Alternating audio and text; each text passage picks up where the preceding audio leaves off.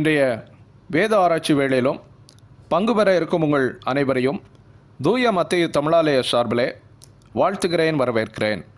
இப்போதும் இந்த வேளையினை கர்த்தர் தாமே ஆசீர்வதிக்கும்படியாக நாம் ஜெபம் செய்வோம். எங்களை அதிகமாக நேசிக்கின்ற எங்கள் அன்பின் பரமபிதாவே, உம்மை துதிக்கின்றோம், போற்றுகிறோம். இப்போதும் இந்த வேத ஆராய்ச்சி வேளையினை நீர் ஆசீர்வதித்தருளும். இந்த வேளையிலும் நாங்கள் பாட இருக்கின்ற பாடல்களையும் தியானிக்க இருக்கின்ற வசனங்களையும் எங்களுக்கு ஆசீர்வாதமாக்கி தந்திரலும். இன்றும் உம்முடைய செய்தியை எங்கள் மத்தியிலே அளிக்க இருக்கின்ற உம்முடைய தாசர் மூலமாக எங்களோடு நீர் பேசியருளும். இந்த நேரத்திலும் ஆவியானவர் தாமே எங்கள் மத்தியிலும் அசைவாட வேண்டுமாறு ஜெபம் செய்கிறோம். உம்முடைய சத்திய வார்த்தைகள் மூலமாக எங்களுடைய ஆவிக்குரிய வாழ்க்கையிலே நன்மைகளை பெற்றுக்கொள்ள அருள் தாரும். இப்போதும் இந்த வேளையினை உம்முடைய கரத்திலே அர்ப்பணம் செய்கிறோம். எங்களை பொறுப்பேற்று வழி நடத்தியறோம். இயேசுவின் மூலம் ஜெபிக்கிறோம் பிதாவே, ஆமேன். தேவனுடைய நாமத்திற்கு மகிமை உண்டாக. இந்த வேத ஆராய்ச்சி வேளைக்கு ஆரம்பமாக நாம் யாவரும் கிறிஸ்தவ ஆராதனை கீதங்களிலே 658வது பாடலை பாடுவோம். பாடலெண் 658.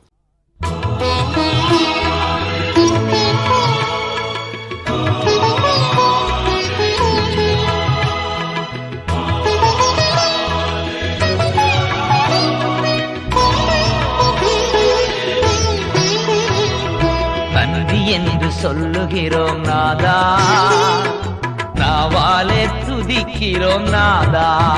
உமக்கு நன்றி என்று சொல்லுகிறோம் நாதா, நாவாலே துதிக்கிறோம் நாதா.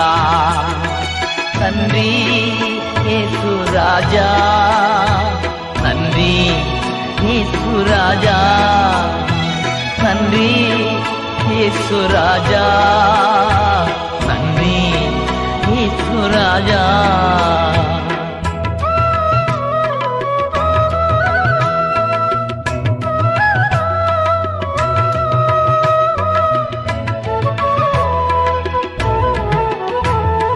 கடந்த நாட்கள் காத்தீரே நன்றி ராஜா, கடந்த நாட்கள் காத்தீரே நன்றி ராஜா. புதிய நாளை தந்தீரே நன்றி ராஜா, புதிய நாளை தந்தீரே நன்றி ராஜா. நன்றி என்று சொல்லுகிறோம் நாதா, நாவாலே துதிக்கிறோம் நாதா. நன்றி இயேசு ராஜா, நன்றி இயேசு ராஜா.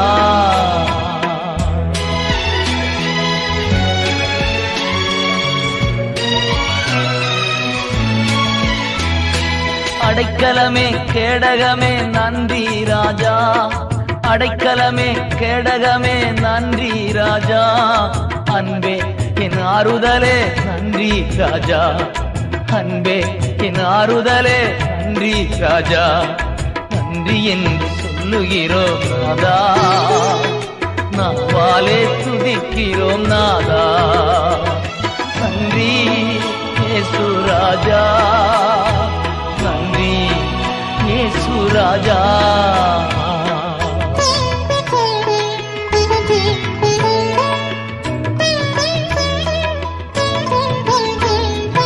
ஆபத்திலே காத்தீரே நன்றி ராஜா, ஆபத்திலே காத்தீரே நன்றி ராஜா. அதிசயம் செய்தீரே நன்றி ராஜா, அதிசயம் செய்தீரே நன்றி ராஜா. நன்றி என்று சொல்லுகிறோம் நாதா, நாவாலே துதிக்கிறோம் நாதா. நன்றி இயேசு ராஜா, நன்றி இயேசு ராஜா.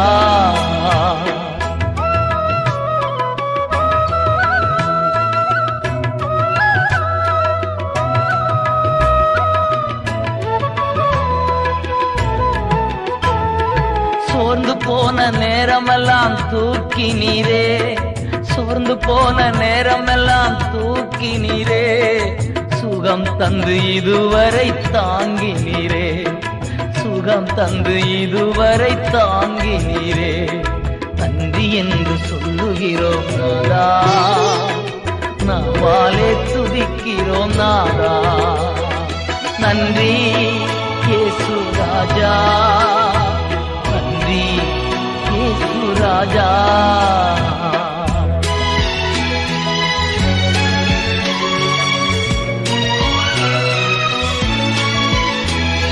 தனிமையிலே துணை நின்றீர் நன்றி ராஜா, தனிமையிலே துணை நின்றீர் நன்றி ராஜா. தாயை போல் தேற்றினீர் நன்றி ராஜா, தாயை போல் தேற்றினீர் நன்றி ராஜா.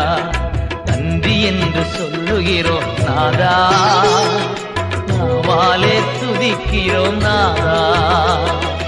நன்றி இயேசு ராஜா, நன்றி இயேசு ராஜா. உமக்கு நன்றி இயேசு ராஜா, நன்றி இயேசு ராஜா. உமக்கு நன்றி இயேசு ராஜா, நன்றி இயேசு ராஜா. இப்போதும் வேத பாடம் வாசிக்கப்படும். வாசிக்கும்படியாக தெரிந்து கொள்ளப்பட்ட வேத பாடம் ரோமர் 15ஆம் அதிகாரம் 22ஆம் வசனம் முதல் 29ஆம் வசனம் வரை. ரோமர் 15ஆம் அதிகாரம் 22ஆம் வசனம். உங்களிடத்தில் வருகிறதற்கு இதனாலே அநேக தரம் தடைப்பட்டேன்.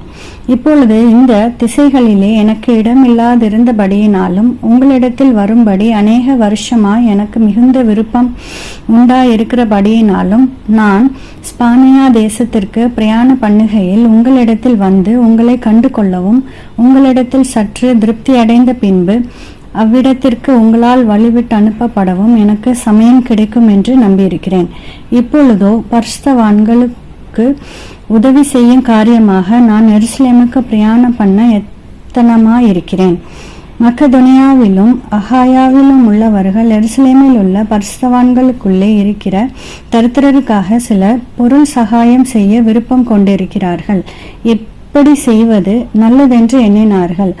இப்படி செய்கிறதற்கு அவர்கள் கடனாளிகளாயும் இருக்கிறார்கள். எப்படி என்றால், புறஜாதியார் அவர்களுடைய ஞான நன்மைகளில் பங்கு பெற்றிருக்க சரீர நன்மைகளால் அவர்களுக்கு உதவி செய்ய இவர்கள் கடனாளிகளாய் இருக்கிறார்களே.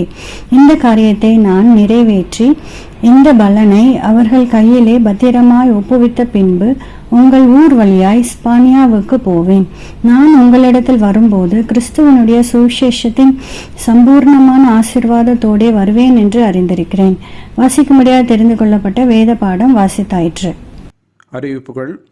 இன்றைய வேத ஆராய்ச்சி கூட்டத்திலும் பங்கு பெற்று கொண்டிருக்கின்ற உங்கள் அனைவரையும் ஆண்டவராகிய இயேசு கிறிஸ்துவின் இனிய நாமத்தில் வாழ்த்தி வரவேற்கிறேன். இன்றைய வேத ஆராய்ச்சி கூட்டத்திலும் நம்மத்திலே தேவனுடைய செய்தியை பகிர்ந்து கொள்ள இருக்கும் ரெவரண்ட் டாக்டர் ஸ்டான்லி ஜோன்ஸ் அவர்களை ஆலய சார்பிலே வாழ்த்தி வரவேற்கிறேன். அவர்கள் பூனாவில் இயங்கி வரும் யூபிஎஸ்ஸிலே நியூ டெஸ்டமெண்ட் டிபார்ட்மெண்ட்டிலே ப்ரொஃபஸராக இருந்து தேவனுடைய ஊழியங்களை செய்து வருகிறார்கள். திரும்பவும் தேவனுடைய நாமத்திற்கு மகிமை உண்டாக நாம் யாவரும் கிறிஸ்தவ ஆராதனை கீதங்களிலே 502வது பாடலை பாடுவோம். பாடலெண் 502.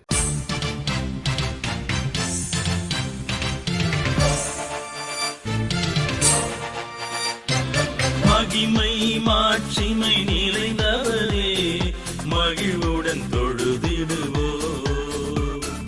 மகிமை மாட்சிமை நிறைந்தவரே மகிழ்வுடன் தொழுதிடுவோ. பரிசுத்த தேவனாம் இயேசுவை பணிந்தே தொழுகுவோ. பரிசுத்த தேவனாம் இயேசுவை பணிந்தே தொழுகுவோ. மகிமை மாட்சிமை நிறைந்தவரே மகிழ்வுடன் தொழுதிடுவோ. உன்னத தேவன் நீரே ஞானம் நிறைந்தவரே. உன்னத தேவன் நீரே ஞானம் நிறைந்தவரே. முழங்கால் யாவுமே பாரில் மடங்கிடுதே.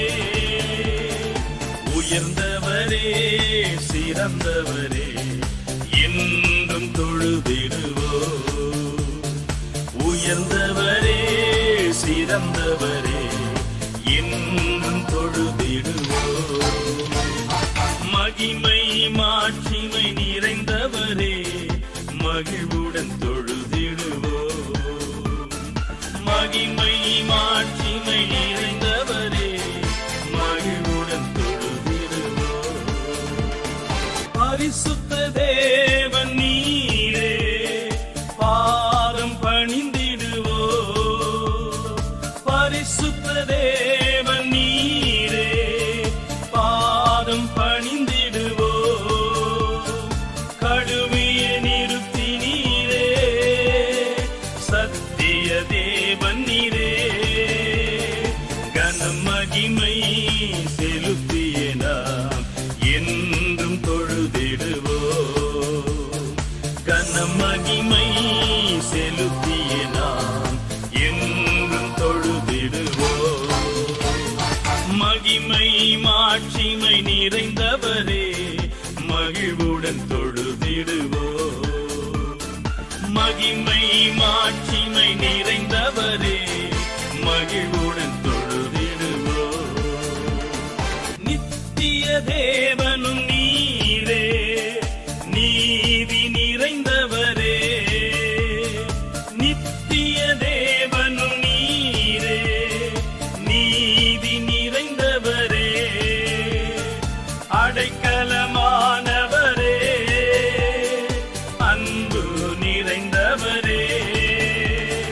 நல்லவரே வல்லவரே என்றும் தொழுதிடுவோம். நல்லவரே வல்லவரே என்றும் தொழுதிடுவோம். மகிமை மாட்சிமை நிறைந்தவரே மகிழ்வுடன் தொழுதிடுவோம். மகிமை மாட்சிமை நிறைந்தவரே மகிழ்வுடன் தொழுதிடுவோம். பரிசுத்த தேவனாம் இயேசுவை பணிந்தே தொழுகுவோம். பரிசுத்த தேவனாம் இயேசுவை பணிந்தே தொழுகுவோம். மகிமை மாட்சிமை நிறைந்தவரே மகிழ்வுடன் தொழுதிடுவோம். இப்போதும் ரெவரண்ட் டாக்டர் ஸ்டான்லி ஜோன்ஸ் அவர்கள் நம்மத்திலே தேவனுடைய வார்த்தைகளை பகிர்ந்து கொள்வார்கள். கிறிஸ்துவுக்குள் அன்பானவர்களே, ஆண்டவரும் இரட்சகருமாகிய இயேசு கிறிஸ்துவின் இனிய நாமத்தில் உங்கள் அனைவருக்கும் என் அன்பின் வாழ்த்துக்களை தெரிவித்துக் கொள்கிறேன். இம்மாதமும் இந்த வேத ஆராய்ச்சி கூடுகையில் கலந்து கொண்டு கர்த்தருடைய வார்த்தையை உங்களோடு பகிர்ந்து கொள்வதற்கு கிடைத்த இந்த வாய்ப்புக்காக ஆண்டவரை ஸ்தோத்திரிக்கிறேன். இந்த வாய்ப்பை கொடுத்த திருச்சபையின் போதகர் அவர்களுக்கும் நிர்வாக குழு உறுப்பினர்கள் மற்றும் விசுவாசிகள் உங்கள் யாவருக்கும் என் நன்றியை தெரிவித்துக் கொள்கிறேன். கடந்த முறை நாம் ரோமர் 15ஆம் அதிகாரம் 14 22 வசனங்களிலிருந்து ஒரு அப்போஸ்தலனாக பவுல் தன்னுடைய அனுபவத்திலிருந்து கற்றுக் கொடுக்கும் 5 முக்கிய ஊழிய கோட்பாடுகளை கற்றுக்கொண்டோம். இன்று அதன் தொடர்ச்சியான ரோமர் 15ஆம் அதிகாரம் 22 29 வசனங்களை நம்முடைய சிந்தனைக்காக எடுத்துக்கொள்வோம். இந்த வசனங்களில் பவுல் தன்னுடைய பயண திட்டங்களை குறித்தும் தன்னுடைய எதிர்கால ஊழிய திட்டங்களை குறித்தும் ரோமாபுரி விசுவாசிகளோடு பகிர்ந்து கொள்கிறார். தன் வாழ்நாள் முழுவதும் கிறிஸ்துவுக்காக அருட்பணி பயணங்களை மேற்கொண்ட பவுல் தன் முதுமையிலும் அந்த பயணங்களை தொடர வேண்டும் என்று விரும்பி அதற்காக திட்டமிடுகிறார். இடம் சுற்றி பார்க்கும் ஒரு பார்வையாளராக அல்ல, ஆத்துமாக்களை ரட்சிப்புக்கு நேராக நடத்துகிற போராளியாக பயணப்பட திட்டமிடுகிறார். பவுல் பயணித்த நகரங்களில் பண்டைய உலகத்தின் அதிசய இடங்களான எபேசு பட்டணத்து டயானாவின் கோவில், ரோம் பட்டணத்தில் உள்ள கொலீசியம், அத்தேனே பட்டணத்தில் உள்ள பார்த்தினன் ஆலயம் போன்ற உலக சிறப்பு வாய்ந்த இடங்கள் இருந்தாலும் பவுல் அந்த அதிசயங்களின் பிரமிப்பை பார்வையிட நேரம் செலவிட்டதாக நமக்கு தெரியவில்லை. அவர் ஒரு பார்வையாளராக அல்ல, ஆத்துமாக்களை ரட்சிப்புக்கு நேராக நடத்துகிற போராளியாக பயணப்பட்டார். பவுலின் பயணங்கள் பாடுகளின் பயணங்களாகத்தான் இருந்தது. உதாரணத்துக்கு பவுல் தான் சுவிசேஷத்துக்காக சந்தித்த பாடுகளை 2 கொரிந்தியர் 11ஆம் அதிகாரம் 26ஆம் வசனத்தில் பட்டியலிடும் போது அநேகம் தரம் பிரயாணம் பண்ணினேன் என்று தான் கிறிஸ்துவுக்காக சந்தித்த பாடுகளின் பட்டியலில் தன்னுடைய பயணங்களையும் சேர்த்துக் கொள்கிறார். அப்படி கிறிஸ்துவுக்காக பயணங்களின் வழியாய் பாடுகளை அனுபவித்த பவுல் இப்போது தன்னுடைய முதுமையிலும் கிறிஸ்துவுக்காக தொடர்ந்து சில பயணங்களை திட்டமிடுகிறார். பவுலின் இந்த பயண திட்டங்களிலிருந்து நாம் கற்றுக்கொள்ளுகிற 3 முக்கிய பாடங்களை தொடர்ந்து பார்க்கலாம். ஒன்று, நாம் கற்றுக்கொள்ளுகிற முதல் பாடம், நம்முடைய எதிர்கால வாழ்க்கைக்காக நாம் திட்டமிட வேண்டும். நம்முடைய எதிர்கால வாழ்க்கைக்காக நாம் திட்டமிட வேண்டும். We need to plan for the future. 22 25 வசனங்கள் மற்றும் 28 வசனம், 22 25 வசனங்களை நான் உங்களுக்கு வாசிக்கிறேன்.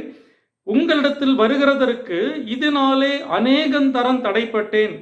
இப்பொழுது இந்த திசைகளிலே எனக்கு இடமில்லாதபடியினாலும் உங்களிடத்தில் வரும்படி அநேக வருஷமா எனக்கு மிகுந்த விருப்பம் உண்டாயிருக்கிறபடியினாலும் நான் ஸ்பானியா தேசத்துக்கு பிரயாணம் பண்ணுகையில் உங்களிடத்தில் வந்து உங்களை கண்டுகொள்ளவும் உங்களிடத்தில் சற்று திருப்தியடைந்த பின்பு அவ்விடத்திற்கு உங்களால் வழிவிட்டு அனுப்பப்படவும் எனக்கு சமயம் கிடைக்கும் என்று நம்பியிருக்கிறேன். இப்பொழுதோ பரிசுத்தவான்களுக்கு உதவி செய்யும் காரியமாக நான் எருசலேம் பிரயாணம் பண்ண எத்தனமாயிருக்கிறேன். 28 வசனம், இந்த காரியத்தை நான் நிறைவேற்றி இந்த பலனை அவர்கள் கையிலே பத்திரமாய் ஒப்புவித்த பின்பு உங்கள் ஊர் வழியாய் ஸ்பானியாவுக்கு போவேன் என்று சொல்லுகிறார். இந்த வசனங்கள் பவுலுடைய பயண திட்டங்களை குறித்து நமக்கு சொல்லுகிறது. இந்த வசனங்களை எழுதும் போது பவுல் தன்னுடைய 3ஆம் அருட்பணி பயணத்தின் இறுதி கட்டத்தில் இருந்தார். இந்த வசனங்களை எழுதும் போது பவுல் கொரிந்து பட்டணத்தில் இருந்தார். கொரிந்து பட்டணம் ரோமாபுரி பட்டணத்திற்கும் எருசலேம் நகரத்திற்கும் இடைப்பட்ட பகுதியில் இருந்த ஒரு நகரம். அந்த கொரிந்து பட்டணத்திலிருந்து கிழக்கு நோக்கி எருசலேம் பட்டணத்திற்கும் பின்பு எருசலேமிலிருந்து மேற்கு நோக்கி ரோமாபுரி மற்றும் ஸ்பானியா தேசங்களுக்கும் பயணப்பட வேண்டும் என்பது பவுலுடைய திட்டம். பவுல் இந்த வசனங்களை எழுதும் போது அவருக்கு கிட்டத்தட்ட 60 வயது இருக்கும் என்று கணக்கிடப்படுகிறது. தன்னுடைய வாழ்நாளின் கடைசி நாட்களை நெருங்கி கொண்டிருந்தார். அது மட்டுமல்ல, எருசலேம் பட்டணத்தில் யூதர்கள் பவுலை கொலை செய்ய காத்து கொண்டிருந்தார்கள். எனவே குறைந்தபட்சம் 2 முறை பவுல் எருசலேம் போக வேண்டாம் என்று விசுவாசிகளால் எச்சரிக்கப்பட்டார். இருந்தும் தன் வயோதிப காலத்தில் தான் எருசலேமில் கைது செய்யப்படுவோம் என்று தெரிந்தும் அடுத்த சில ஆண்டுகளுக்கான ஊழிய திட்டங்களை போடுகிறார். அடுத்த சில ஆண்டுகளில் 3 முக்கிய பட்டணங்களை பார்வையிட பவுல் திட்டமிடுகிறார். கொரிந்துவிலிருந்து எருசலேம் பட்டணம், பின்பு எருசலேமில் இருந்து ரோமாபுரி பட்டணம், பின்பு ரோமாபுரியிலிருந்து ஸ்பானியா அதாவது ஸ்பெயின் நாட்டுக்கும் செல்ல பவுல் திட்டமிடுகிறார். இந்த மொத்த பயண தூரம் கிட்டத்தட்ட 4000 கிலோமீட்டர் தூரம் இருக்கும் என்று கணக்கிடப்படுகிறது. அன்றைய கடல் பயணத்தில் உள்ள ஆபத்துக்களையும் சிரமங்களையும் நினைக்கும் போது பவுலுடைய இந்த நீண்ட பயண திட்டம் ஆச்சரியமாயிருக்கிறது. தன்னுடைய முதுமை, எருசலேமில் தனக்கு காத்திருக்கும் தீங்கு, கப்பல் பயணத்தில் உள்ள ஆபத்துக்கள் மத்தியிலும் பவுல் தன் எதிர்காலத்தை குறித்த தெளிவான திட்டம் ஒன்றை வைத்திருந்தார்.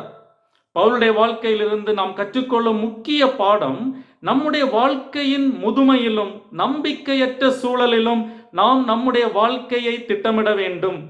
நம்முடைய வாழ்க்கைக்கான தேவனுடைய திட்டம் என்ன என்பதை நாம் தேவனிடமிருந்து தெரிந்து கொண்டு அந்த திட்டத்தை நிறைவேற்றுவதற்கு நாம் நம்மை தகுதிப்படுத்திக் கொள்ள வேண்டும். மனம் போன போக்கில் வாழ்வதல்ல வாழ்க்கை, தேவ சித்தத்தோடு திட்டமிட்டு நகர்வதுதான் ஆசீர்வாதமான வாழ்க்கை. எதிர்கால திட்டங்கள் குறித்த லெக்குகள் நமக்கு இருக்கிறதா? நம்முடைய எதிர்காலம் எப்படி இருக்கும் என்பது பற்றிய கனவுகளும் தரிசனங்களும் நமக்கு உண்டா? தன்னுடைய வாழ்வின் முதுமையிலும் தேவனுக்காக பெரிய கனவுகளை கொண்டிருந்தார் பவுல். பவுலுடைய மாதிரியை பின்பற்றி நாமும் தேவனுக்காக பெரிய கனவுகளை கொண்டிருக்க வேண்டும். பெரிய கனவு காணுங்கள், தேவ துணையோடு அந்த கனவுகள் நிறைவேற திட்டமிடுங்கள் என்பதுதான் பவுலுடைய வாழ்க்கை நமக்கு கற்றுக் கொடுக்கும் முதல் பாடம். தற்கால அருட்பணி இயக்கங்களின் தந்தை என்று அறியப்பட்ட வில்லியம் கேரி இங்கிலாந்தில் ஒரு செருப்பு தைக்கும் தொழிலாளியாகத்தான் இருந்தார். ஆனால் செருப்பு தைக்கும் தொழிலாளியாக இருக்கும் போதே இந்தியாவை குறித்த பாரமும் கனவும் அவருக்கு இருந்தது. அந்த யோசனையை யாரும் ஆதரிக்கவில்லை. அது நிறைவேற்றப்பட முடியாதது என்று அந்த திட்டத்தை மூத்த போதகர்கள் நிராகரித்தார்கள். சொல்லப்போனால் அவர் அந்த யோசனையை சில போதகர்களோடு பகிர்ந்து கொண்ட போது அவர்கள் அவரை மோசமான ஆர்வலர், மிசரபிள் எந்தூசியாஸ்ட் என்று கேலி செய்தார்கள். ஆனால் வில்லியம் கேரி தொடர்ந்து போராடி பிரச்சனைகளுக்கு மேல் பிரச்சனைகளை சமாளித்து கடைசியில் இந்தியாவிற்கு வந்து சிறந்த அருட்பணியாளராய் பணியாற்றினார். வேதாகமத்தை கிட்டத்தட்ட 40 மொழிகளில் மொழிபெயர்த்தார். இன்னும் நிலைத்திருக்கும் ஒரு கல்லூரியை நிறுவினார். பெரும் சமூக புரட்சிகளை மேற்கொண்டார். கேரியின் பொன்மொழியான தேவனிடமிருந்து பெரிய காரியங்களை எதிர்பாருங்கள், தேவனுக்காக பெரிய காரியங்களை சாதிக்க முயற்சி செய்யுங்கள். Expect great things from God, attempt great things for God என்பது நம்முடைய வாழ்க்கையின் லட்சியமாக இருக்க வேண்டும். எனவே பவுலின் எதிர்கால திட்டங்களிலிருந்து நாம் கற்றுக்கொள்ளும் முதல் பாடம், பெரிய கனவு காணுங்கள், தேவ சித்தத்தோடு அதை நிறைவேற்ற பிரயாசப்படுங்கள். இரண்டாவதாக நாம் கற்றுக்கொள்ளும் பாடம், தேவ திட்டத்திற்கு நாம் அடிபணிய வேண்டும். தேவ திட்டத்திற்கு நாம் அடிபணிய வேண்டும். We need to submit to God's plan. 24, 25 வசனங்கள் மற்றும் 28, 29 வசனங்கள், 24, 25, 28, 29 வசனங்களை நான் உங்களுக்கு வாசிக்கிறேன். நான் ஸ்பானியா தேசத்திற்கு பிரயாணம் பண்ணுகையில் உங்களிடத்தில் வந்து உங்களை கண்டுகொள்ளவும், உங்களிடத்தில் சற்று திருப்தியடைந்த பின்பு அவ்விடத்திற்கு உங்களால் வழிவிட்டு அனுப்பப்படவும் எனக்கு சமயம் கிடைக்கும் என்று நம்பியிருக்கிறேன். இப்பொழுதோ பரிசுத்தவான்களுக்கு உதவி செய்யும் காரியமாக நான் எருசலேமுக்கு பிரயாணம் பண்ண எத்தனமாயிருக்கிறேன். 28ஆம் வசனம், இந்த காரியத்தை நான் நிறைவேற்றி இந்த பலனை அவர்கள் கையிலே பத்திரமாய் ஒப்புவித்த பின்பு உங்கள் ஊர் வழியாய் ஸ்பானியாவுக்கு போவேன். நான் உங்களிடத்தில் வரும்போது கிறிஸ்துவினுடைய சுவிசேஷத்தின் சம்பூர்ணமான ஆசீர்வாதத்தோடே வருவேன் என்று அறிந்திருக்கிறேன். இந்த வசனங்களில் குறிப்பாக 3 இடங்களுக்கு பவுல் பயணப்பட வேண்டும் என்று தன்னுடைய விருப்பத்தை தெரிவிக்கிறார். ஒன்று, 24 மற்றும் 28ஆம் வசனங்களில் ஸ்பானியாவுக்கு, அதாவது இன்றைய ஸ்பெயின் தேசத்திற்கு போக வேண்டும் என்று சொல்லுகிறார். 2, 25ஆம் வசனத்தில் பரிசுத்தவான்களுக்கு உதவி செய்யும் காரியமாக எருசலேமுக்கு பிரயாணம் பண்ண வேண்டும் என்று சொல்லுகிறார். 3, 25 மற்றும் 29ஆம் வசனங்களில் ரோமாபுரி பட்டணத்திற்கு செல்ல வேண்டும் என்று தீர்மானிக்கிறார். பவுலுடைய இந்த விருப்பங்கள் அவர் விரும்பியது போல நிறைவேறியதா? இல்லை. பவுல் விரும்பியது போல இந்த இடங்களுக்கு சென்றார். ஆனால் அவர் திட்டமிட்ட காலத்திலும் அவர் விரும்பிய வழியிலும் போக முடியவில்லை. உதாரணத்துக்கு 24, 28 வசனங்களில் ஸ்பானியாவுக்கு போக வேண்டும் என்று சொல்லுகிறார். பவுல் ஸ்பானியா போக விரும்பியதற்கு 2 காரணங்கள் உண்டு. ஒன்று, ஸ்பானியா மிக பழமையான ரோமாபுரி மாகாணங்களில் ஒன்று, ரோம நாகரிகத்தின் கொத்தளமாக இருந்த இடம். சிலர் இது பழைய ஏற்பாட்டில் தர்சீஸ் என்று குறிப்பிடப்பட்டுள்ள பகுதி என்று கருதுகிறார்கள். 2, ஸ்பானியா பவுலின் நாட்களில் ரோமானிய பேரரசின் மேற்கு எல்லை பகுதி என்று அறியப்பட்டது. எனவே பவுலை பொறுத்தவரை ஸ்பானியா பூமியின் கடைசி பகுதி. நீங்கள் உலகமெங்கும் போய் சர்வ சிருஷ்டிக்கும் சுவிசேஷத்தை பிரசங்கியுங்கள் என்ற இயேசுவின் இறுதி கட்டளையை நிறைவேற்ற அன்று அறியப்பட்ட உலகத்தின் கடைசி பகுதியான ஸ்பானியாவுக்கு சுவிசேஷத்தை சுமந்து செல்ல பவுல் தீர்மானிக்கிறார். பவுலுடைய இந்த திட்டம் நிறைவேறியதா? பவுல் ஸ்பானியா சென்றாரா? நமக்கு உறுதியாக தெரியாது. காரணம், வேத புத்தகத்தில் இதை குறித்து நமக்கு ஒன்றும் சொல்லப்படவில்லை. சில அறிஞர்கள் அவர் ஸ்பானியா போகவில்லை என்று நினைக்கிறார்கள். ஆனால் மற்றவர்கள் அவர் அங்கு சென்றார் என்று யூகிக்கிறார்கள். இதற்கு ஆதாரமாக ஆதி திருச்சபை பாரம்பரிய ஆதாரங்களை அறிஞர்கள் சுட்டிக்காட்டுகிறார்கள். குறிப்பாக சுமார் கிபி 96இல் ரோமாபுரியை சார்ந்த இறையியலாளரும் ரோமாபுரி பட்டணத்து பேராயருமான கிளமெண்ட் என்பவர் கொரிந்து சபைக்கு கடிதம் எழுதும்போது பவுல் இறப்பதற்கு முன்பு அவர் ரோம சாம்ராஜ்யத்தின் மேற்கு எல்லையை அடைந்தார் என்று குறிப்பிடுகிறார். இங்கு கிளமெண்ட் மேற்கு எல்லை என்று குறிப்பிடுவது ஸ்பானியா, அதாவது ஸ்பெயின் தேசம்தான் என்பதில் சந்தேகமில்லை. அதே போல 2ஆம் நூற்றாண்டின் பிற்பகுதியில் இருந்து வந்த மற்றொரு படைப்பான முரேட்டோரியன் தொகுப்புகள் பவுலின் ஸ்பானியா பயணத்தை உறுதி செய்கிறது. அதே போல ஆதி திருச்சபை தலைவர்களான கிறிசாஸ்டம் மற்றும் ஜெரோம் போன்றவர்கள் பவுல் ஸ்பானியா சென்றிருப்பார் என்று யூகிக்கிறார்கள். எனவே பவுல் ரோமாபுரி சிறைவாசத்திலிருந்து விடுவிக்கப்பட்ட பின்பு ஸ்பானியா சென்றிருக்கலாம் என்பது சாத்தியம். அங்கு அவர் மீண்டும் கைது செய்யப்பட்டு இறுதியாக கொலை செய்யப்பட்டார் என்று உறுதி செய்யப்பட்ட பாரம்பரிய தகவல் நமக்கு சொல்லுகிறது. எப்படியானாலும் பவுல் நினைத்த காலகட்டத்தில் ஸ்பானியா சென்றிருக்க வாய்ப்பில்லை. காரணம், 24ஆம் வசனத்தில் நான் ஸ்பானியா தேசத்திற்கு பிரயாணம் பண்ணுகையில் உங்களிடத்தில் வந்து உங்களை கண்டுகொள்ளவும் உங்களிடத்தில் சற்று திருப்தியடைந்த பின்பு அவ்விடத்திற்கு உங்களால் வழிவிட்டு அனுப்பப்படவும் எனக்கு சமயம் கிடைக்கும் என்று நம்பியிருக்கிறேன் என்று ரோமாபுரி விசுவாசிகளிடம் சொல்லுகிறார். அதாவது என்னுடைய நோக்கம் ஸ்பானியா செல்வது, அந்த வழியில் நான் உங்களை சந்திக்கிறேன், கொஞ்ச காலம் உங்களோடு தங்கியிருந்த பின்பு உங்கள் உதவியோடு ஸ்பானியா செல்வேன் என்று பவுல் தன் விருப்பத்தை தெரிவிக்கிறார். ஆனால் நடந்தது என்ன? பவுல் ரோமாபுரியில் சிறை வைக்கப்பட்டார். சில ஆண்டுகள் சிறைவாசத்திற்கு பின்புதான் ஸ்பானியா சென்றிருக்க முடியும். பவுல் நினைத்தது நடந்தது, ஆனால் அவர் நினைத்தது போல நடக்கவில்லை. கடைசியில் ஸ்பானியா சென்றார். ஆனால் பவுல் திட்டமிட்ட காலத்தில் அல்ல, தேவன் திட்டமிட்ட காலத்தில் அது நடந்தது. அதே போல பவுல் ரோமாபுரி பட்டணத்தை சந்திக்க வேண்டும் என்று அவர் போட்ட திட்டமும் அவர் நினைத்தது போல நடக்கவில்லை. ரோமாபுரி பட்டணத்தை சந்திக்க பல முறை தடைகள் ஏற்பட்டதாக 22ஆம் வசனத்தில் பவுல் சொல்லுகிறார். உங்களிடத்தில் வருகிறதற்கு இதனாலே அநேகம் தரம் தடைப்பட்டேன் என்று சொல்லுகிறார். அதே போல ரோமர் 1ஆம் அதிகாரம் 13ஆம் வசனத்திலும் உங்களிடத்தில் வர பல முறை யோசனையாயிருந்தேன், ஆயினும் இதுவரைக்கும் எனக்கு தடை உண்டாயிற்று என்று நீங்கள் அறியாதிருக்க எனக்கு மனதில்லை என்று சொல்லுகிறார். இங்கு தடைப்பட்டது என்று மொழிபெயர்க்கப்பட்டுள்ள வார்த்தை மூல பாஷையில் வெட்டப்படுதல் என்று பொருள்படும் வார்த்தை. அதாவது எப்போதெல்லாம் ரோமாபுரி பட்டணம் செல்ல விரும்பினேனோ அப்போதெல்லாம் என்னுடைய விருப்பம் வெட்டப்பட்டது, என்னுடைய பாதை துண்டிக்கப்பட்டது என்று சொல்லுகிறார். பவுலுடைய பயண திட்டங்கள் சில நேரங்களில் தேவனால் தடுக்கப்பட்டது என்று அப்போஸ்தலருடைய நடபடிகளில் நாம் பார்க்கிறோம். 1 தெசலோனிக்கேயர் 2ஆம் அதிகாரம் 18ஆம் வசனத்தில் பவுலுடைய திட்டங்கள் சில நேரங்களில் பிசாசினால் தடுக்கப்பட்டது என்று சொல்லுகிறார்.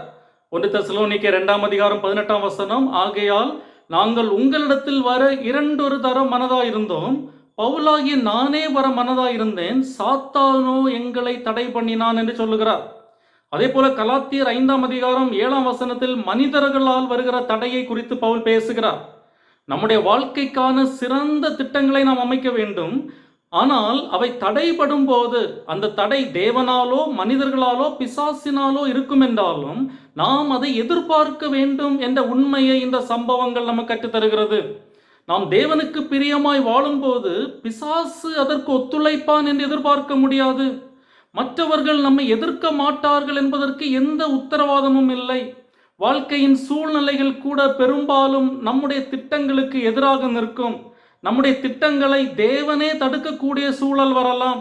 அப்படிப்பட்ட நேரங்களில் நாம் சோர்ந்து போகாமல் தேவ சித்தத்துக்கு விட்டு கொடுத்து வாழ இந்த வசனங்கள் நமக்கு ஊக்கமளிக்கிறது.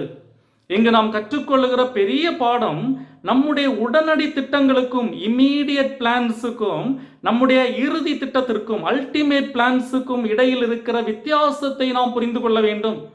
சில நேரங்களில் தேவன் நம்முடைய வாழ்க்கையில் வைத்திருக்கும் அனாதி திட்டத்தை நிறைவேற்ற நம்முடைய தற்கால உடனடி திட்டங்களை தடை செய்கிறார். தடைகள் மூலம் தேவன் நம்முடைய வாழ்க்கையில் குறுக்கிடுகிறார். பவுல் ரோமாபுரி பட்டணம் செல்ல வேண்டும் என்ற நீண்ட நாள் ஆசை திரும்ப திரும்ப தடைப்பட்டது. ஆனாலும் இந்த தடைகள் அவருடைய இறுதி திட்டத்தில் அல்டிமேட் பிளானில் எந்த பாதிப்பையும் ஏற்படுத்தவில்லை. பவுலுடைய இறுதி திட்டம் என்ன? எங்கிருந்தாலும் இயேசுவை பற்றி மக்களுக்கு சொல்ல வேண்டும் என்பதுதான் தேவன் பவுலின் மேல் வைத்திருந்த அனாதி திட்டம். அந்த திட்டத்திற்கு எந்த தடையும் வரவில்லை. ரோமாபுரி பட்டணத்தில் சிறை கைதியாக இருந்த போதும் அவர் கிறிஸ்துவை பிரசங்கித்துக் கொண்டுதான் இருந்தார். இதிலிருந்து நாம் கற்றுக்கொள்ளும் பாடம், நம்முடைய எதிர்கால திட்டங்கள் சூழ்நிலைகளால் தடைபடும் போது அந்த தடைகள் நம்மை தோற்கடிக்கவோ சோர்வுண்டாக்கவோ அனுமதிக்க கூடாது. சில நேரங்களில் நம்முடைய நல்லதுக்காக தேவன் நம்முடைய திட்டங்களை மாற்றி அமைக்கிறார். உதாரணத்துக்கு, நாம் வெளிநாடுகளில் அல்லது வெளியூர்களில் பயணம் செய்யும் போது நம்முடைய பயண வழிகாட்டி நம்முடைய பயண திட்டங்களில் சில மாற்றங்களை பரிந்துரைப்பார் இல்லையா? அதற்கு காரணம் என்ன? நம்முடைய பயணத்தை கெடுக்க வேண்டும் என்ற நோக்கத்தில் அல்ல, நம்முடைய பயணத்தை இன்னும் சுவாரஸ்யமாக்க வேண்டும் என்ற நோக்கத்திலேயே அப்படி மாற்றி அமைக்கிறார். எனவே நம்முடைய திட்டங்களுக்கு இடையூறுகள் வரும்போது அதற்காக வருத்தப்பட வேண்டிய தேவையில்லை. நாம் எப்படி வேண்டுமானாலும் திட்டம் போடலாம். ஆனால் இறுதியில் நம்முடைய வாழ்க்கையை திட்டமிடுகிற நம்முடைய மாஸ்டர் பிளானர் நம்முடைய ஆண்டவர் மட்டும்தான் என்பதை மறந்துவிடக்கூடாது. சாலோமோன் ஞானி நீதிமொழிகள் 16:9 கூறுவது போல, மனுஷனுடைய இருதயம் அவனுடைய வழியை யோசிக்கும், அவனுடைய நடைகளை உறுதிப்படுத்துகிறவரோ கர்த்தர் என்பதுதான் உண்மை. நம் வாழ்வில் என்ன நடக்க வேண்டும், என்ன நடக்கக்கூடாது, எப்படி நடக்க வேண்டும் என்பதை தேவன் தீர்மானிக்கிறார். எனவே நாம் திறக்க நினைக்கிற கதவுகள் மூடப்படும் போது, நம்முடைய திட்டம் தேவனால் மாற்றி அமைக்கப்படும் போது, நம்முடைய எதிர்கால கனவுகள் சுக்கு நூறாக உடைந்து போகும்போது கவலைப்படாமல் தேவ சித்தத்திற்கு ஒப்புக் கொடுக்க கற்றுக்கொள்வோம். இதிலிருந்து ஜெபத்தை குறித்த ஒரு பாடத்தையும் நாம் கற்றுக்கொள்கிறோம். ரோமர் 1:12 இந்த ரோமாபுரி பயணத்துக்காக பவுல் ஜெபிக்கிறார். எப்படி ஜெபிக்கிறார்? தேவனுடைய சித்தத்தினாலே நல்ல பிரயாணம் சீக்கிரத்தில் வேண்டும் என்று ஜெபிக்கிறார். நல்ல பிரயாணம் வேண்டும், அதுவும் சீக்கிரத்தில் வேண்டும் என்று ஜெபிக்கிறார். ரோமர் 1:12 எவ்விதத்திலாவது நான் உங்களிடத்தில் வருகிறதற்கு தேவனுடைய சித்தத்தினாலே எனக்கு நல்ல பிரயாணம் சீக்கிரத்தில் கிடைக்க வேண்டும் என்று வேண்டிக் கொள்கிறேன் என்று ஜெபிக்கிறார். ஆனால் அப்போஸ்தலருடைய நடபடிகளின் புத்தகத்தில் நாம் பவுல் ரோமாபுரிக்கு சென்ற பயணத்தை குறித்து வாசிப்போமானால் அது ஒரு நல்ல பிரயாணம் என்று சொல்ல முடியாது. இதை நீங்கள் அப்போஸ்தலருடைய நடபடிகள் 27, 28 அதிகாரங்களை வாசிக்கும் போது தெரிந்து கொள்ள முடியும். அவர் எருசலேமில் சுவிசேஷத்தின் நிமித்தமாய் கைது செய்யப்பட்டு ஒரு கைதியாக ரோமாபுரிக்கு கொண்டு செல்லப்பட்டார். வழியில் கடும் புயலில் மாட்டிக்கொண்டார்கள். புயலில் சிக்கிய கப்பல் உடைந்தது. பாதுகாப்புக்காக ஒதுங்கிய மெலித்தா தீவில் ஒரு விரியன் பாம்பு பவுலை கடித்தது. இப்படிப்பட்ட ஒரு பிரயாணம் ஒரு நல்ல பிரயாணம் என்று சொல்ல முடியாது. ஆனால் பவுல் இப்படிப்பட்ட ஒரு பிரயாணம் தனக்கு அமைந்தது என்பதற்காக முறுமுறுக்கவில்லை. இதை ஆண்டவருடைய சித்தமாக ஏற்றுக்கொண்டு மகிழ்ச்சியோட அந்த பயணத்தை அவர் மேற்கொள்வதை நாம் பார்க்கிறோம். நாம் ஒரு ஆசீர்வாதத்திற்காக ஜெபிக்கும் போது தேவன் நமக்கு அந்த ஆசீர்வாதத்தை தரக்கூடும். ஆனால் அது நாம் ஒருபோதும் எதிர்பார்க்காத வடிவத்தில் இருக்கலாம்.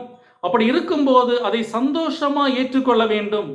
தேவனுடைய சித்தம் பவுல் ரோமாபுரி செல்ல வேண்டும், ஆனால் விடுதலையோடு அல்ல, சங்கிலிகளால் கட்டப்பட்டவனாக செல்ல வேண்டும் என்பது தேவ சித்தம். எனவே நாம் விரும்பாத விதத்தில் தேவன் கிரியை செய்யும் போது நாம் அவர் சித்தத்திற்கு விட்டு கொடுக்க வேண்டும், அவருடைய சித்தத்திற்கு அடிபணிய வேண்டும் என்பது நாம் கற்றுக்கொள்ளுகிற இரண்டாவது பாடம். மூன்றாவதாக, பொருளாதார உதவியின் முக்கியத்துவம் இந்த வசனங்களில் நமக்கு விளங்குகிறது. பொருளாதார உதவியின் முக்கியத்துவம் இந்த வசனங்களில் நமக்கு விளங்குகிறது. The importance of material help. 25 27 வசனங்கள், 25 27 வசனங்களை நான் உங்களுக்கு வாசிக்கிறேன். இப்போதோ பரிசுத்தவான்களுக்கு உதவி செய்யும் காரியமாக நான் எருசலேமுக்கு பிரயாணம் பண்ண எத்தனமாயிருக்கிறேன். மக்கெதோனியாவிலும் அக்காயாவிலும் உள்ளவர்கள் எருசலேமில் உள்ள பரிசுத்தவான்களுக்குள்ளே இருக்கிற தரித்திரருக்காக சில பொருள் சகாயம் செய்ய விருப்பம் கொண்டிருக்கிறார்கள். இப்படி செய்வது நல்லதென்று எண்ணினார்கள். இப்படி செய்கிறதற்கு அவர்கள் கடனாளிகளாயும் இருக்கிறார்கள். எப்படி என்றால், புறஜாதியார் அவர்களுடைய ஞான நன்மைகளில் பங்கு பெற்றிருக்க சரீர நன்மைகளால் அவர்களுக்கு உதவி செய்ய இவர்கள் கடனாளிகளாய் இருக்கிறார்களே. பவுல் ரோமாபுரி விசுவாசிகளிடம் அவர்களை சந்திக்க வருவதற்கு முன் எருசலேமில் உள்ள பரிசுத்தவான்களுக்கு பொருள் சகாயம் செய்ய விரும்புவதாக கூறுகிறார். இந்த காணிக்கைக்கான பின்னணியை 1 கொரிந்தியர் 16 அதிகாரம் மற்றும் 2 கொரிந்தியர் 8, 9 அதிகாரங்களில் நாம் பார்க்கிறோம். புதிதாக ஆண்டவரை ஏற்றுக்கொண்ட புறஜாதி கிறிஸ்தவர்கள் எருசலேமில் தரித்திரத்தில் வாடும் பரிசுத்தவான்களுக்காக ஒரு காணிக்கையை சேகரிக்கிறார்கள். அதை பவுல் எருசலேம் விசுவாசிகளுக்கு கொடுக்க எருசலேம் பயணப்படுகிறார். நாம் பவுலின் கடிதங்களை படிக்கும்போது எருசலேமில் உள்ள ஏழை பரிசுத்தவான்களுக்கு புறஜாதி விசுவாசிகள் செய்த இந்த உதவி பவுலுக்கு மிகவும் பெரிய விஷயமாக இருந்ததை உணர முடியும். 2 கொரிந்தியர் 8, 9 ஆகிய 2 அதிகாரங்களில் பவுல் இந்த ஊழியத்தில் சபையார் பங்கெடுக்கும்படி வேண்டிக் கொள்ளுகிறார். பல மாதங்கள், சொல்ல போனால் பல வருடங்களாக இந்த ஊழியத்திற்கு பவுல் நேரம் ஒதுக்கி பணம் சேகரித்தார். பவுலுடைய ஊழியங்களை குறித்து நாம் படிக்கும்போது நமக்கு வருகிற ஒரு கேள்வி, ஏன் பவுல் இந்த உதவித்தொகையை அவராக எருசலேம் எடுத்து செல்ல வேண்டும்? இதை வேறு யாரிடமாவது கொடுத்திருந்தால் பவுலுக்கு நேரமும் பயண தூரமும் வெகுவாக குறைந்திருக்குமே. நாம் ஏற்கனவே பார்த்தது போல பவுல் இந்த கடிதத்தை எழுதும் போது அவர் கொரிந்து பட்டணத்தில் இருந்தார். பவுலுடைய விருப்பம் அவர் கொரிந்து பட்டணத்திற்கு மேற்கே இருக்கிற ரோமாபுரிக்கும் ஸ்பானியாவுக்கும் செல்ல வேண்டும் என்பதுதான். அப்படி மேற்கு பகுதிக்கு செல்ல வேண்டிய அவர் அதற்கு நேர் எதிர் திசையில் இருந்த எருசலேமுக்கு செல்ல தீர்மானிக்கிறார். இதை தவிர்த்திருந்தால் நேரமும் பயணமும் மிச்சமாகி இருக்கும். அதே போல அப்போஸ்தலர் நடபடிகள் 20 அதிகாரம் 4 பவுல் எருசலேமுக்கு போகும்போது அவரோடு மற்ற ஊழியர்களும் உடன் சென்றார்கள் என்று பார்க்கிறோம். அவர்களிடத்தில் பணத்தை கொடுத்து அனுப்பிவிட்டு பவுல் ரோமாபுரிக்கு சென்றிருந்தால் நேரமும் பயணமும் மிச்சமாகி இருக்கும். ஆனால் ஏன் பவுல் அப்படி செய்யவில்லை? காரணம், தரித்திரருக்கு உதவி செய்வதை அவ்வளவு பெரிய விஷயமாக பவுல் கருதினார். இதை பரிசுத்தவான்களுக்கு செய்யும் ஊழியம் என்று சொல்லுகிறார். இந்த உதவித்தொகை திருச்சபையின் புறஜாதி விசுவாசிகளுக்கும் யூத விசுவாசிகளுக்கும் இடையில் ஒற்றுமையை ஏற்படுத்தும் என்று பவுல் நினைத்தார். பவுல் புறஜாதிகள் மத்தியில் ஊழியம் செய்வதை விரும்பாத யூதர்களுக்கு புறஜாதிகளின் மனம் திரும்புதல் யூதர்களுக்கு எப்படி ஆசீர்வாதமாக இருக்கிறது என்பதை காண்பிப்பதற்கு பவுல் இந்த சந்தர்ப்பத்தை பயன்படுத்தி கொண்டார். பவுலை பொறுத்தவரை தேவையில் உள்ள விசுவாசிகளுக்கு கொடுப்பது எல்லாருடைய கடமை. அதை விசுவாசிகள் மகிழ்ச்சியோடு செய்ய வேண்டும். எனவேதான் 27ஆம் வசனத்தில் இப்படி செய்வது விசுவாசிகளின் கடமை, அதை அவர்கள் மகிழ்ச்சியோடு செய்தார்கள் என்று சொல்லுகிறார். 27ஆம் வசனம், இப்படி செய்வது நல்லதென்று எண்ணினார்கள், இப்படி செய்கிறதற்கு அவர்கள் கடனாளிகளாயும் இருக்கிறார்கள் என்று சொல்லுகிறார். இந்த வசனத்தில், அதாவது 27ஆம் வசனத்தில் 2 முறை இப்படி செய்ய இவர்கள், அதாவது மக்கதோனியா, அகாயா, ஆசியா பகுதிகளை சார்ந்த புறஜாதி விசுவாசிகள் கடன் பட்டிருக்கிறார்கள் என்று சொல்லுகிறார். மறுபடியும் 27ஆம் வசனம், இப்படி செய்கிறதற்கு அவர்கள் கடனாளிகளாயும் இருக்கிறார்கள். எப்படி என்றால், புறஜாதியார் அவர்களுடைய ஞான நன்மைகளில் பங்கு பெற்றிருக்க சரீர நன்மைகளால் அவர்களுக்கு உதவி செய்ய இவர்கள் கடனாளிகளாய் இருக்கிறார்களே. அதாவது எருசலேமில் உள்ள பரிசுத்தவான்கள் தங்கள் ஞான நன்மையை, ஸ்பிரிச்சுவல் பிளஸிங்ஸை புறஜாதி விசுவாசிகளுக்கு கொடுத்திருக்கிறார்கள். எனவே புறஜாதி விசுவாசிகள் தங்கள் பொருள் செல்வத்தை, மெட்டீரியல் பிளஸிங்ஸை அவர்களோடு பகிர்ந்து கொள்ளும் கட்டாயத்தில் இருந்தார்கள். யூதர்கள் தங்கள் ஆவிக்குரிய ஆசீர்வாதங்களை புறஜாதியாரோடு பகிர்ந்து கொண்டபடியால் புறஜாதியார் தங்கள் பொருளாதார ஆசீர்வாதங்களை யூதர்களுடன் பகிர்ந்து கொள்ளக்கூடிய கட்டாயத்தில் இருக்கிறார்கள் என்பது பவுலின் வாதம். எனவேதான் இது ஒரு கடமை, இதை சந்தோஷமாக செய்ய வேண்டும் என்று பவுல் சொல்லுகிறார். மேலும் கொடுப்பது விசுவாசிகளிடையே ஒரு ஐக்கியத்தை ஏற்படுத்துகிறது என்பதை நாம் கருத்தில் கொள்ள வேண்டும். இங்கு பொருள் சகாயம் என்று மொழிபெயர்க்கப்பட்டுள்ள கிரேக்க வார்த்தை கொய்னோனியா என்ற வார்த்தை. கொய்னோனியா என்ற வார்த்தையின் அர்த்தம் கூட்டுறவு அல்லது ஒன்றாக பகிர்ந்து கொள்வது என்ற அர்த்தம். தேவையுள்ள விசுவாசிகளுக்கு கொடுப்பது திருச்சபையின் ஐக்கியத்தை உருவாக்கும். எனவே பவுலை பொறுத்தவரை இந்த பொருள் உதவி ஊழியத்தின் மிக முக்கியமான அம்சம். ரோமாபுரியில் இருந்த விசுவாசிகளை காண்பதற்கு பவுல் எவ்வளவு விரும்பினாரோ, ஸ்பானியாவுக்கு நற்செய்தியை சுமந்து செல்ல எவ்வளவு ஆர்வம் கொண்டிருந்தாரோ, அந்த அளவுக்கு அல்லது அதைவிட அதிகமாக எருசலேமில் இருந்த தரித்திரருக்கு பொருள் சகாயம் செய்வதை முக்கியமாக கருதினார். ரோமாபுரி விசுவாசிகளை சந்தித்து அவர்களுக்கு சில ஆவிக்குரிய வரங்களை கொடுப்பது அவசியம் என்றாலும், ரோம பேரரசின் மேற்கு எல்லையான ஸ்பானியாவுக்கு சுவிசேஷத்தை சுமந்து செல்ல வேண்டியது அவசியம் என்றாலும், முதலாவதாக பவுல் எருசலேமுக்கு செல்வதை அவசியமாக நினைத்தார். இதிலிருந்து நாம் கற்றுக்கொள்ளும் பாடம், நற்செய்தி பணி என்பது வெறும் சுவிசேஷத்தை பிரசங்கிப்பது மட்டுமல்ல, ஆண்டவரை இரட்சகராய் ஏற்றுக்கொண்ட விசுவாசிகளுக்கு பொருள் சகாயம் செய்வது முக்கியமானது. விசுவாசிகளுடைய அடிப்படை தேவைகளை பூர்த்தி செய்வதும் ஊழியத்தின் ஒரு பகுதி. இதிலிருந்து நாம் கற்றுக்கொள்கிற இன்னொரு சத்தியம், எருசலேமில் தரித்திரராய் இருந்த இவர்கள் பரிசுத்தவான்கள். இவர்கள் ஆண்டவரை இரட்சகராய் ஏற்றுக்கொண்டு ஞானஸ்நானம் பெற்று திருச்சபையில் இணைந்து கொண்டவர்கள். இவர்கள் பரிசுத்தவான்கள், விசுவாசிகள். நாம் விசுவாசிகளாயும் தரித்திரராகவும் இருக்க முடியும் என்பதை இந்த வசனங்கள் நமக்கு காட்டுகிறது. பாவிகள் தான் தரித்திரராய் இருப்பார்கள் என்ற நவீன உபதேசத்தை இது மறுக்கிறது. ஐஸ்வர்யமே மேலான ஆசீர்வாதம் என்று சொல்லவும் முடியாது, தரித்திரத்தை சாபம் என்று முத்திரையிடவும் முடியாது. எனவே செல்வத்தையும் வசதியான வாழ்க்கையையும் வைத்து ஒருவர் தேவனுக்கு பிரியமானவர் என்றோ அல்லது வறுமையில் இருப்பதினால் ஒருவர் தேவனுக்கு பிரியமில்லாதவர் என்றோ ஆகிவிடாது. சம்பிரமமாய் வாழ்வதனால் தேவன் நம்மையில் பிரியமாய் இருக்கிறார் என்றோ அல்லது வறுமையில் வாடுவதால் தேவன் நம்மை நேசிக்கவில்லை என்றோ அர்த்தம் அல்ல. பரலோகத்தில் ஆபிரகாமின் மடியில் சேர்த்து கொள்ளப்பட்ட லாசரு தரித்திரத்திலும் வறுமையிலும் தானே வாழ்ந்தான். எனவே வறுமை தேவனுடைய கோபத்தின் அடையாளம் என்று முடிவெடுப்பது தவறு. இந்த எருசலேம் விசுவாசிகளின் தரித்திரத்துக்கான பின்னணியை அப்போஸ்தலர் நடபடிகளில் நாம் பார்க்கிறோம். கிலவுது ராயனுடைய காலத்தில் உலகம் முழுவதிலும் மிகப்பெரிய பஞ்சம் உண்டாயிற்று. யூதயா தேசத்தில் இந்த பஞ்சம் மிகவும் அதிகமாயிருந்தது. எருசலேமில் உள்ள ஜனங்களில் அநேகர் பசியினாலும் பட்டினியினாலும் வேதனைப்பட்டார்கள். இதை அப்போஸ்தலர் நடபடிகள் 11ஆம் அதிகாரம் 28 30 வசனங்களில் நாம் பார்க்கிறோம். அவர்களில் ஒருவனாகிய அகபு என்பவன் எழுந்து உலகமெங்கும் கொடிய பஞ்சம் உண்டாகும் என்று ஆவியானவராலே அறிவித்தான். அது அப்படியே கிலவுதியூர் ராயனுடைய நாட்களிலே உண்டாயிற்று. அப்பொழுது சீஷரில் அவரவர் தங்கள் தங்கள் திராணிக்கு தக்கதாக யூதேயாவில் குடியிருக்கிற சகோதரருக்கு உதவியாக பணம் சேகரித்து அனுப்ப வேண்டும் என்று தீர்மானம் பண்ணினார்கள். அப்படியே அவர்கள் சேகரித்து பர்னபா சவுல் என்பவருடைய கையிலே கொடுத்து மூப்பரிடத்திற்கு அனுப்பினார்கள் என்று பார்க்கிறோம். ஒரு காலத்தில் எருசலேமில் உள்ள பரிசுத்தவான்கள் மற்றவர்களுக்கு தாராளமாய் உதவி செய்தார்கள். தங்களுடைய காணியாட்சிகளை எல்லாம் விற்று அப்போஸ்தலருடைய பாதப்படியில் வைத்தார்கள். தங்கள் சபையில் உள்ள விதவைகளை அன்றாடம் விசாரித்தார்கள். கிரேக்க விதவைகள், புறஜாதி விதவைகள் புறக்கணிக்கப்படக்கூடாது என்பதில் கருத்தோடு இருந்து அவர்களுடைய அன்றாட விசாரிப்புக்கு மூப்பர்களை நியமித்தார்கள். அப்படி தாராளமாய் உதவி செய்த எருசலேம் விசுவாசிகளுக்கு இப்பொழுது உதவி தேவைப்படுகிறது. அப்படி தேவைப்படும் போது ஒருவருக்கொருவர் உதவி செய்வதுதான் விசுவாசிகளின் அடையாளம். ஆதி திருச்சபையை குறித்து சொல்லப்பட்ட விவரங்களில் ஒன்று, விசுவாசிகள் எல்லாரும் ஒருமித்திருந்து சகலத்தையும் பொதுவாய் வைத்து அனுபவித்தார்கள். காணியாட்சிகளையும் ஆஸ்திகளையும் விற்று ஒவ்வொருவனுக்கும் தேவையானதுக்கு தக்கதாக அவைகளில் எல்லாருக்கும் பகிர்ந்து கொடுத்தார்கள் என்று அப்போஸ்தலர் நடபடிகள் 2ஆம் அதிகாரம் 44, 45 வசனங்களில் பார்க்கிறோம்.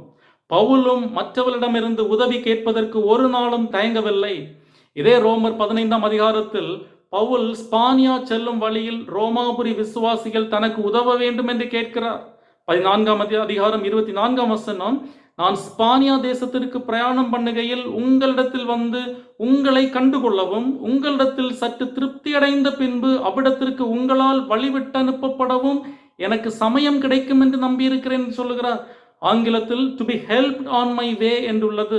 இங்கு உதவி என்பது பொருள் உதவி, வழியில் பாதுகாப்புக்கு பாதுகாவலர்கள், ஜப உதவி ஆகியவைகளை உள்ளடக்குகிறது. ஒரு கிரேக்க சொற்களஞ்சியம் உதவி என்ற வார்த்தையை ஒருவரின் பயணத்தின் போது தேவைப்படும் உணவு, பணம் ஆகியவை கொடுத்து உதவுதல், பயண தோழர்களையும் பயணத்திற்கான தேவைகளையும் ஏற்பாடு செய்தல், ஒருவரை வழி அனுப்பி வைத்தல் என்று விளக்கம் தருகிறது. பவுல் பிறருக்கு உதவி செய்வதை ஊழியத்தின் ஒரு அம்சமாக வைத்துக் கொண்டார். விசுவாசிகள் ஒருவருக்கொருவர் உதவி செய்ய விருப்பம் உள்ளவர்களாக இருக்க வேண்டும் என்பது இதிலிருந்து நாம் கற்றுக்கொள்ளும் பாடம். நற்செய்தி பணி எவ்வளவு முக்கியமோ அதே போல சமூக பணியும் முக்கியம். இயேசுவும் அப்போஸ்தலர்களும் ஆரம்ப கால அருட்பணியாளர்களும் இவை இரண்டையும் இணைந்தே செய்தார்கள். இன்று பிரசங்கிப்பது மட்டும்தான் ஊழியம் என்று தவறாக புரிந்து கொள்ளும் ஆபத்தில் நாம் இருக்கிறோம். கவனமாக இருக்க வேண்டும். இந்த வசனங்களிலிருந்து நாம் கற்றுக்கொள்ளுகிற பாடம் ஒன்று, நம்முடைய எதிர்காலத்தை குறித்து நாம் திட்டமிட வேண்டும். பெரிய கனவு கண்டு தேவ சித்தத்தோடு அதை நிறைவேற்ற பிரயாசப்பட வேண்டும். 2, நம்முடைய திட்டங்களில் தடை ஏற்படும் போது அதை சந்தோஷமாக ஏற்றுக்கொண்டு தேவ சித்தத்திற்கு நம்மை ஒப்பு கொடுக்க வேண்டும். 3, ஊழியத்தில் பொருளாதார தேவைகளை சந்திப்பதும் முக்கியம். ஊழியத்தில் பிரசங்கிப்பதும் அற்புத அடையாளங்களும் எவ்வளவு முக்கியமோ அதே போல விசுவாசிகளின் அடிப்படை தேவைகளை சந்திப்பதும் அவசியம். பவுலுடைய வாழ்க்கையிலிருந்து கற்றுக்கொண்ட இந்த கோட்பாடுகளை நம்முடைய வாழ்க்கையில் நடைமுறைப்படுத்த முயற்சிப்போம். ஆண்டவர் நம்மை ஆசீர்வதிப்பாராக. ஆமேன். இப்போதும் நம்மத்திலே தேவனுடைய செய்தியை பகிர்ந்து கொண்ட ரெவரண்ட் டாக்டர் ஸ்டான்லி ஜோன்ஸ் அவர்களுக்கு ஆலய சார்பிலே நன்றிகளை தெரிவித்துக் கொள்கிறேன். தேவன் தாமே அவர்களை ஆசீர்வதிப்பாராக. தொடர்ந்து அவர்களுக்காக, அவருடைய குடும்பத்தினருக்காக, அவருடைய ஊழியங்களுக்காக ஜெபிக்கும்படியாய் உங்களை அன்போடு கேட்டுக்கொள்கிறேன். இன்றைய வேத ஆராய்ச்சி வேளையிலும் பங்கு பெற்ற உங்கள் அனைவருக்கும் ஆலய சார்பிலே நன்றிகளை தெரிவித்துக் கொள்கிறேன். தேவன் தாமே உங்கள் ஒவ்வொருவரையும் ஆசீர்வதிப்பாராக. இப்போதும் நாம் ஜெபம் செய்வோம். எங்கள் கிருபை நிறைந்த அன்பின் தகப்பனே, இன்றைய வேத ஆராய்ச்சி வேளைக்காக உம்மை துதிக்கின்றோம். இன்றும் உம்மை புகழ்ந்து பாடவும் உம்முடைய வேத வசனங்களை தியானிக்கவும் நீர் எங்களுக்கு கொடுத்த கிருபைக்காக உமக்கு நன்றி செலுத்துகிறோம். இன்றும் எங்கள் மத்தியிலே உம்முடைய வார்த்தைகளை பகிர்ந்து கொடுத்த ரெவரண்ட் டாக்டர் ஸ்டான்லி ஜோன்ஸ் அவர்களுக்காக உம்மை ஸ்தோத்திரிக்கிறோம். அவர்களையும் அவருடைய குடும்பத்தினரையும் அவருடைய ஊழியங்களையும் நீர் ஆசீர்வதித்தருளும். இன்றும் நாங்கள் கேட்ட வேத வசனங்கள் 30, 60, 100 பலன் தந்து உம்முடைய நாமத்தினை மைமைப்படுத்த அருள் தாரும். இன்றைய வேத ஆராய்ச்சி வேளையிலும் பங்கு பெற்ற அனைவரையும் ஆசீர்வதித்தலும், யாவருக்கும் ஆவி ஆன்மா சரீரத்திலும் உம்முடைய கிருபைகளை தந்து பலப்படுத்தியறலும். உம்முடைய வேத வசனங்களை அறியாத மக்களுக்காகவும் நாங்கள் உம்மை வேண்டிக் கொள்கிறோம். அவர்களும் உம்முடைய ஜீவ வார்த்தைகளை பெற்றிட வழிகளை திறந்திரலும். இப்போதும் இந்த இரவின் எல்லா தீங்குகளுக்கும் மோசங்களுக்கும் எங்களை விலக்கி காத்து கொண்டறலும். எங்களை உம்முடைய திருக்கரத்திலே தாழ்த்தி அர்ப்பணம் செய்கிறோம். பொறுப்பேற்று வழி நடத்தியறலும். இயேசுவின் மூலம் ஜெபிக்கிறோம் பிதாவே, ஆமேன். நம்முடைய கர்த்தராகிய இயேசு கிறிஸ்துவினுடைய கிருபையும் தேவனுடைய அன்பும் பரிசுத்தாவினுடைய ஐக்கியமும் நம் அனைவரோடும் கூட எப்போதைக்கும் இருப்பதாக. ஆமேன்.